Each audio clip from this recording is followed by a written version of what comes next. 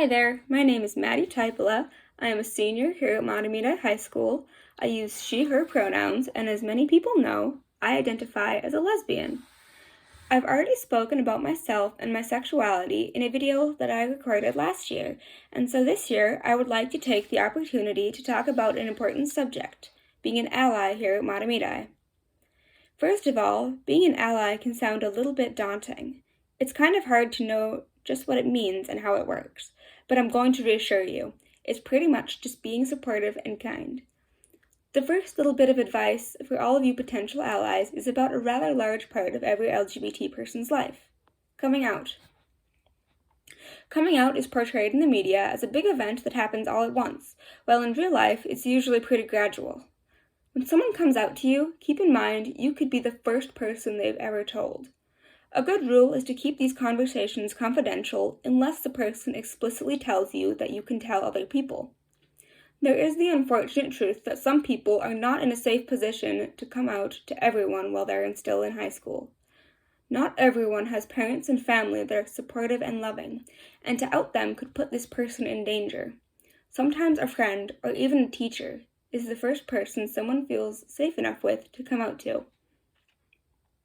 A second and very important aspect of being an ally is pronouns and language use.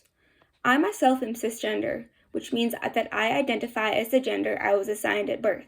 I am female. I use she, her pronouns. As a disclaimer, I, as previously stated, am cisgender and am by no means the authority on topics with respect to transgender and non-binary people. Listen to people who identify as trans and non-binary, as they are the authorities on these issues. Everyone has pronouns, and using people's pronouns and names is very important. If someone comes out to you with new pronouns and a new name, use that name and those pronouns, even when the person isn't around. More so, don't mock people for their pronouns.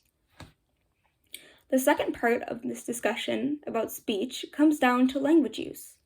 Put quite bluntly, remove "that's gay" as a put-down, or any variation of the phrase, and all homophobic slurs from your vocabulary. There are plenty of better phrases to use that don't put others down. A good way to be an ally, assuming these words aren't in your vocabulary to begin with, is to call out your friends and peers who use these words. The final part of being an ally I want to address is research. I find a lot of people who are misinformed about the LGBT community or have wild misconceptions about us, and this is a bit disturbing. Being a good ally can be as easy as asking questions or doing research to understand things that you don't understand. This is not to say, however, that you should bombard the closest LGBT person you know with a myriad of questions. If you're curious about LGBT things, politely ask someone you know, or look it up on the internet and read from LGBT-written sources. Google is free. Thank you for listening to me talk. I hope that some of what I've said can help everyone here on their path to being a better ally. Have a great day.